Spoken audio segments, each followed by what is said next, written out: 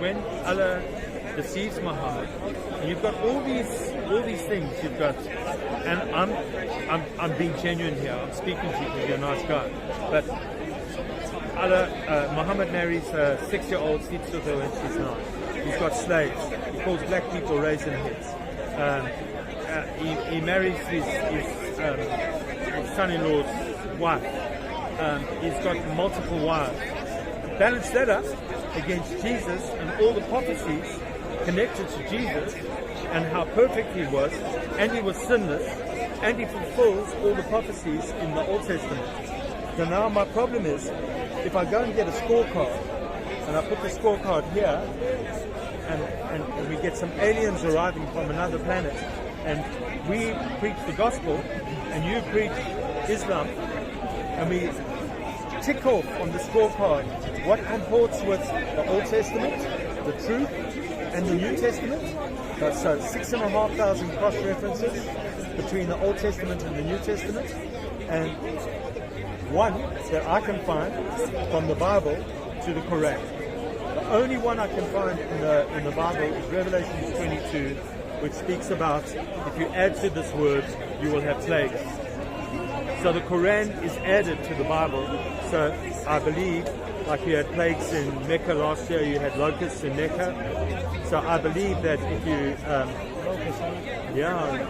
look on YouTube, just type in locusts Mecca. Last year during the Hajj. Yeah. I thought you were referring to Asian. No. You had lots of locusts in Mecca. So for me, you know, when I speak to a Christian, and I hated them all my life until I was 26 years old, I couldn't stand them, and I leaned towards Islam. I really did. More Islam and mysticism, and that's why I was drawn towards Salafists.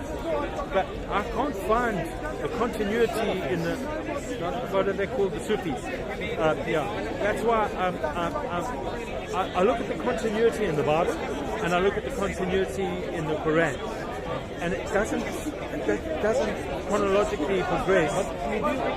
But you do understand that you are committing a major logical fallacy, because proving Islam to be wrong doesn't prove Christianity to be correct.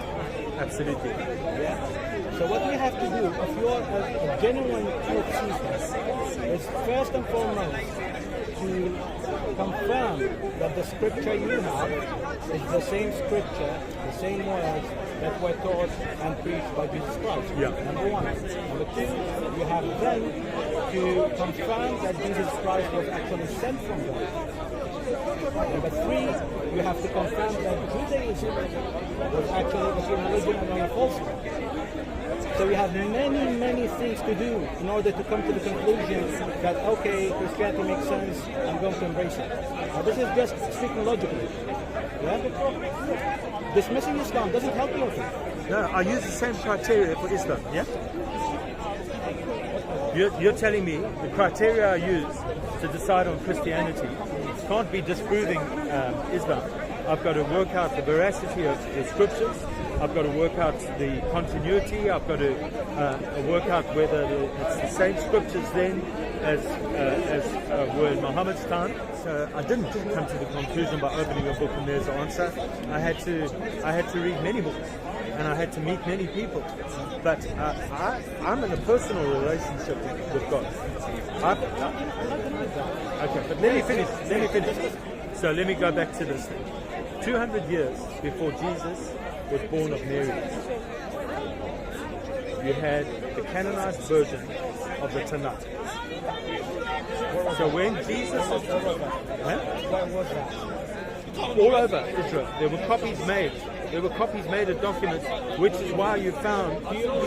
Hang on a sec. Have you read the book of Jeremiah? Yes. Okay. What does it say? Hang on a sec, because every time I start speaking, you ask me another question on another subject. Okay. So let me finish first of all. Okay. So here's my reason why Jesus quotes scriptures. 41 times he alludes to scripture, and 40 times he quotes scriptures. So he quotes Psalm 2, Psalm 22. He quotes I am from Abraham.